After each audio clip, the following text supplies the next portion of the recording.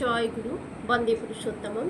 পরম পিতা রাতুল শ্রীচরণে শতকোটি প্রণাম। প্রণাম জানাই জগৎজনী শ্রী বড় মা শ্রীচরণে প্রণাম জানাই পরম পূজ্য পাদ শ্রী বরদা শ্রীচরণে প্রণাম জানাই পরম পূজ্য পাদ শ্রী আচার্য দেবী শ্রীচরণে। আপনাদের সবাইকে আমার আন্তরিক আনন্দিত জয় গুরু। সবাই কেমন আছেন? আশা করি খুব ভালো আছেন। ভালো থাকুন, ঠাকুরের কাছে এটাই আমার প্রার্থনা নিত্যদিনের। যাই হোক, আজকের যে বিষয়, যে আচার্যদেব বললেন যে 21 দিন, এই 21 দিন যদি আমরা এভাবে চলি তাহলে একটা বিশাল পরিবর্তন কিন্তু আমাদের আসবে। আর যদি সেটাকে 90 দিন করা যায় তাহলে তার কোনো কথাই নয়। তাহলে আসুন নিজেকে পাল্টাই,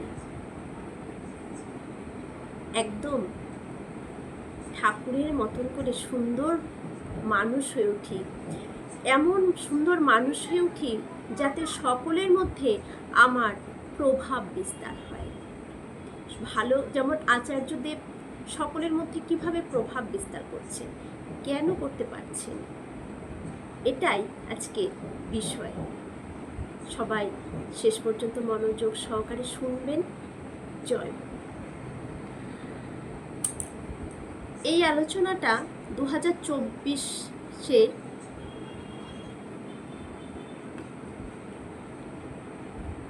জুন মাসের 23 তারিখের। কপিলাবস্তুর আচার্যদেব বললেন, কপিলাবস্তুর রাজকুমার রাস্তায় বেরিয়ে যখন প্রকৃতিতে 4 রকম মানুষকে দেখলেন তখন তার মনে সত্যের সন্ধান করার একটা আগ্রহ জাগলো। কপিলাবস্তু রাজকুমার যখন রাস্তায় বেরিয়ে দেখলেন 4 রকমের মানুষকে তিনি দেখলেন, দেখার পর তার ভেতর একটা সত্যের সন্ধান করার একটা আগ্রহ জন্মালো। উনি কোনো ঈশ্বর কিন্তু বিশ্বাস করতেন না, ঈশ্বর জানতেন না। সত্যের স্বরূপ উদ্ঘাটনে তিনি সমস্ত আরাম ত্যাগ করে বেরিয়ে পড়লেন। সত্যের স্বরূপটাকে উদ্ঘাটন করার জন্য তিনি সমস্ত আরামকে তিনি একদম ত্যাগ করে দিয়ে বেরিয়ে পড়লেন। যেদিন তার মন চাইলো যে আমার এই সত্যের সন্ধান করতেই হবে, সেদিনই তিনি সমস্ত, একজন রাজকুমারের জীবনে কত আরাম থাকতে পারে সে সব কিছু আরামকে ত্যাগ করে দিয়ে তিনি বেরিয়ে পড়লেন এই সত্যের সন্ধানে। এই 4 রকম মানুষের কথা আচার্যদেব কিন্তু বলেছেন। একজন মানুষ হচ্ছে বুদ্ধির ক্ষমতায় চলে, আরেকজন আচরণের ক্ষমতা, আরেকজন প্রভাব বিস্তারের ক্ষমতা রয়েছে, আরেকজন সংগ্রামের ক্ষমতা। তাহলে এই ক্ষমতাগুলো যদি একটি মানুষের ভেতরে হয় তাহলে সে কি হতে পারে? দেখুন, যদি আমি বেশি না 21 দিন একইভাবে চলি, এই একইভাবে যদি 21 দিন চলি, ঠাকুরকে নিয়ে মগ্ন হই, মনটাকে এক করে, তাহলে এটা আমার সাথে চলে আসবে। যদি এই যে সত্যের স্বরূপ, সত্য কি, ঠাকুর কিভাবে বলেছেন, সব কিছু যদি আমরা ঠাকুরের মতন করে চলি, ঠাকুরের ইচ্ছে মতো নিজের জীবনকে চালিত করি, বেশি দিন নয় 21 দিন যদি লেগে পড়ে থাকি, একদম ঠাকুর মগ্ন হয়ে, ইষ্টমগ্ন হয়ে শুধু থাকি, আর অন্য কিছু নয়, খাওয়া দাওয়া, কোনো আরাম আয়াস কোনো কিছুর দিকে মন থাকবে না, শুধু পুরোটা মনই আমার, পুরোটা ভাবে মগ্ন থাকবে আমার ইষ্টের প্রতি। এটা যদি 21 দিন আমরা মগ্ন হয়ে থাকি তাহলে এটা আমার সাথে চলে আসবে, তাহলে কিন্তু ঠাকুরের ভাবটা আমার মধ্যে চলে আসবে।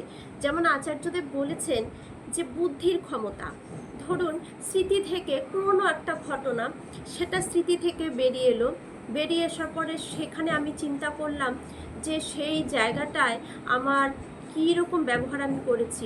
ধরুন কোথাও সৎসঙ্গে গিয়েছি, সেখানে আলাপ আলোচনা সবার সাথে নানান কথাবার্তা হয়েছে। পরে আমার মনে আসলো যে সেখানে এই ধরনের কথা হয়েছে, এই কথা আমি বলেছি, অমুকে বলেছে। তো সেই জায়গায় আমার কোনো কথা খারাপ ছিল কিনা, বা কারো আঘাত লাগার মতন ছিল কিনা, বা সেখানে কোনো কথা ইষ্ট মানে ঠাকুর যেভাবে বলেছেন সেভাবে কি বলা হয়েছে নাকি হয়নি, তাহলে বা সেটা আমি চিন্তা ভাবনা করে নিলাম। করে নেওয়ার পরে দেখলাম যে এখানে আরেকটু পরিমার্জিত করা উচিত আমার, তাহলে আরও ভালো হবে। তাহলে এই যে বুদ্ধি খাটিয়ে তখন আমি সেই জায়গাটাকে আবার সুন্দর করার পরবর্তীতে চেষ্টা করব, এটা হচ্ছে বুদ্ধির ক্ষমতা। বা অমুকে এইভাবে এই কাজটাকে করেছি, কি সুন্দর পরিপাটি, কি ভালোই না লেগেছে। অনেক সময় অনেক বাড়ির ঠাকুরের যে আসনটা সাজানো থাকে এত সুন্দর পরিষ্কার পরিচ্ছন্ন বা টিপটাপ, এত কিছু বেশি কিছু নেই, কিন্তু খুব মানে দর্শনীয়। তাহলে আমিও তো পারি এভাবে করতে, আমার ঠাকুর ঘরটাও, আমার ঠাকুরের আসনটাও আমি এভাবে সাজাই। এই যে বুদ্ধি করে নিজে করা, এটা হচ্ছে একটা বুদ্ধির ক্ষমতার মানুষ। আচার্যদেব বলেন আরেকটা হচ্ছে আচরণ পরিবর্তন করা। আমি কেউ আমার সাথে মন্দ ব্যবহার করলো, পরবর্তীতে আমিও যদি তার সাথে মন্দ ব্যবহার করি, তাহলে দুজনেই তো মন্দ হয়ে গেলাম। কেউ আমার সাথে মন্দ ব্যবহার করার পরেও আমার ঠাকুরের মতন আমি সেটাকে সহ্য করে নিতে পারি কিনা, চুপ থাকতে পারি কিনা, এই আচরণগুলো আমাদের করা উচিত, ঠাকুরের মতন আচরণ। একবার ঠাকুর যাত্রা দেখতে গিয়েছিলেন, সেই যাত্রায় কেউ কিছু বলা নেই কোয়া নেই, এসে ঠাকুরের কানটা ধরিয়ে তুলে দিলেন। সেখানে তুলে দিয়ে ঠাকুরের মানে তখন ঠাকুর ছোট ছিলেন, তখন ঠাকুরকে তুলে দেওয়ার পর ঠাকুর একটা জায়গায় একটা সাইডে গিয়ে দাঁড়িয়ে দাঁড়িয়ে যাত্রাটা পুরোটা দেখলেন। ঠাকুর তখন ভাবলেন যে কিছু বলা নেই কোয়া নেই, কোনো কিছু নেই, দোষ করলাম না ঠিক করলাম কিছুই জানতে পারলাম না, এসে কানটা ধরে আমাকে তুলে দিল। যাকে ঠাকুর সেটাকেও গ্রহণ করলেন। এই যে গ্রহণ করার ক্ষমতা, এই আচরণ দিয়ে তিনি খারাপ ব্যবহার করলেন না, তিনি সবাই তুলে দিলেন, তিনি উঠে গিয়ে চুপচাপ দাঁড়িয়েই দেখলেন। এই যে এই আচরণগুলো, আমি কোথাও কিছু খারাপ ব্যবহার যদি করে থাকি, এইগুলো আমাদের নিত্যদিন যে ঠাকুর আমাদের আত্মবিশ্লেষণ করতে বলেছেন, যেটা যজনের জায়গায় পড়ছে প্রথমেই, এই আত্মবিশ্লেষণগুলো কিন্তু আমাদের করতেই হয়। কারণ আমার দ্বারা কোথাও আমার আচরণে ভুল হচ্ছে কিনা, আমার আচরণটা ঠিক আছে কিনা, কোথাও যদি ঠিক না থাকে, সেখানে ওই বুদ্ধির ক্ষমতাকে আমার কাজে লাগাতে হবে। বুদ্ধি দিয়ে সেই আচরণটা পরবর্তীতে যেন সেটা না হয় সেটা দেখতে হবে। আর এই বুদ্ধি আচরণটা যদি আমার সুন্দর হয়, তাহলে কিন্তু প্রভাব বিস্তারটাও আমার হবে। কেউ আমার সাথে খারাপ ব্যবহার করলেও, বা কেউ কিছু খারাপ করছে, তা দেখে আমি যদি তাকে খুব সুন্দরভাবে বুঝিয়ে বলি যে এটা করা উচিত, এটা উচিত নয়। মানে এত সুন্দর আমাদের ঠাকুর বলেছে না, কথা কবি গুড়ের মতো লেপ্টে রবে গায়ে, এত সুন্দর আমাদের আচরণ তৈরি করতে হবে। ঠিক ঠাকুর যেভাবে আচরণ করতেন সকলের সাথে, এমনটা আচরণ কিন্তু আমাদেরকে ধীরে ধীরে প্রতিনিয়ত, তাই এই যে আত্মবিশ্লেষণ যজনে পড়ছে সেটা নিত্যদিন আমাদের করণীয়। কারণ আমাদের আচরণকে সুন্দর করতে গেলে রোজ যে আমি আচরণ করছি সকলের সাথে, সেটা কতটুকু ঠিক বা কতটুকু ভুল হচ্ছে, এটা কিন্তু আমাদের আত্মবিশ্লেষণ করা একান্ত প্রয়োজন। তবেই তো আমি আরও আপডেট হতে পারবো, তবেই কিন্তু আমি সকলের কাছে প্রভাব বিস্তার করতে পারবো। সকলের যদি মঙ্গল চায়, সকলের সাথে যদি আমি মঙ্গলময়ের কথা বলি, তার ভালো হবে, তাকে এমন বুদ্ধি দিয়ে থাকি, বুদ্ধির ক্ষমতা যদি কাজে লাগাই সকলের সাথে, তাহলে আমার প্রভাব বিস্তার হবে সকলের মাঝে। আর এটা কি সংগ্রাম, যত জীবনে ঝড়ঝাপটা আমাদের আসবেই। স্বয়ং শ্রীকৃষ্ণের এসেছিল, স্বয়ং শ্রী রামচন্দ্রের জীবনে এসেছিল, আমাদের ঠাকুরের জীবনে কত কষ্ট ছিল, তবু সংগ্রাম করে তিনি এগিয়েছেন। এখনও আমরা দেখছি আচার্যদেব অবিন্দাদার পেছনে কত মানুষ লেগেছে, কিন্তু তারা নিশ্চুপ। আচার্য তো আমাদেরকেও বলছেন যে কে কি বলছে বলার তাদের কথা উত্তর দেওয়া উচিত নয়, তাদেরটা তারা বলছে, তাদের মানসিকতা আচরণ তারা দেখাচ্ছে, কিন্তু আপনারা সৎসঙ্গী, আপনাদের আচরণ যেন সুন্দর হয়, কোনো কথার উত্তর দিতে যাবেন না। এই যে সংগ্রাম করে জয়ী হওয়া, এগুলোও কিন্তু শিখতে হয়। জীবনে অনেক ঝড়ঝাপটা আসবে, কিন্তু মাথার উপর রয়েছেন আমার দয়ার ঠাকুর, ভাবনা আমার তাতে কি, এই ভাব নিয়ে যদি আমরা, ঠাকুর বললেন, এই যে আচার্যদেব বললেন, এই যে ঠাকুর নিয়ে মগ্ন যদি আমরা 21 দিন এভাবে হয়ে থাকতে পারি, মনটাকে এক করে যে আমি এভাবে নিজেকে একদম তৈরি করব, 21 দিন যদি কেউ করে, তাহলে এটা আমার সাথে চলে আসবে। তাহলে আমার আচরণ, চলা, বুদ্ধি, আচরণ সব কিছুর মধ্য দিয়ে আমার কিন্তু ঠাকুরের ভাবধারাটা চলে আসবে।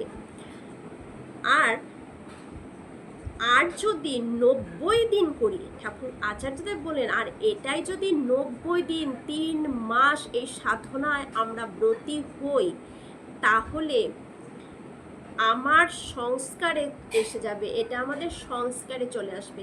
সংস্কারটা কেমন, আমি একটা শুদ্ধ ভাষা একদম বলে দিচ্ছি। যেমন আমরা যখন পায়খানায় যাই, শৌচাদি করাটা, এটা আমাদের একটা সংস্কারে চলে আসে, এটা কিন্তু শিখিয়ে দিতে হয় না। শৌচাদিটা আমরা জল ব্যবহারটা করি, এসে হাত পা সাবান দিয়ে পরিষ্কার হয়ে ধোয়া, জামা কাপড় চেঞ্জ করা, এটা আমাদের কিন্তু সংস্কারে চলে এসেছে। ঘুম থেকে উঠে দাঁত ব্রাশ করা রোজ কেউ বলে দিচ্ছে আমাদের না, এগুলো সংস্কারে চলে আসে। তাই আচার্যদেব বললেন, যদি এই ঠাকুরে মগ্ন হয়ে ঠাকুরের আচরণে আমি চলবো, আমি সত্যের আচরণে চলবো, এই ঠাকুর নিয়ে মগ্ন হয়ে মনটাকে যদি এক করে এই 90 দিন আমরা করতে পারি, তাহলে এটা আমার সংস্কারে এসে যাবে। মানে প্রত্যেকটা বলা, পড়া, চলা সব কিছুই ইষ্টময় হবে, ইষ্টমুখী হবে, একটাও প্রবৃত্তিমূলক হবে না।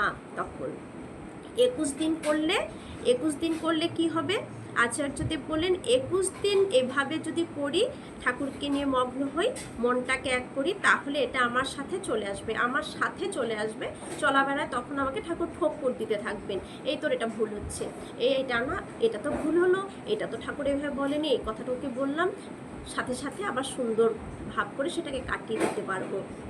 বা এই ড্রেসটা পরছি, এই ড্রেসটা পরে এই জায়গায় যাবো, কিন্তু আমি তো একজন সৎসঙ্গী, আমাকে সবাই চেনেন, আর ঠাকুর তো এটা পছন্দ করবেন না, আমি যখন ঠাকুরের সামনে দিয়ে বেরিয়ে যাব, ঠাকুর তো দেখবেন, ঠাকুরের কষ্ট হবে, ঠাকুরের সামনে গিয়ে কি এই ড্রেস পরে আমি দাঁড়াতে পারি?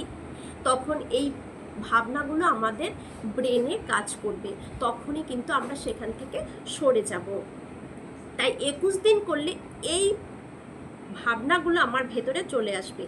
আর যদি 90 দিনের সাধনায় আমরা ব্রতী হতে পারি, তাহলে এটা আমার একদম পুরোপুরি সংস্কারে চলে আসবে, যেটা আমাকে আর বলে করে করাতে হবে না, এমনি থেকেই হয়ে যাবে। কিন্তু 90 দিনের এই সাধনায় 90 দিন আর কিছু মাথায় আসবে না, আমার আর ঠাকুর মাঝে শুধু কেউ নয়, আমি আর আমার ঠাকুর, তার ভাবনায় চলা, এটা করলে আমার সংস্কারে চলে আসবে। মাত্র 90 দিনের সাধনা যদি করা যায় ঠিকভাবে, আমার সংস্কারে এসে যাবে, কোনো দিনও আমার শরীর থেকে যাবে না।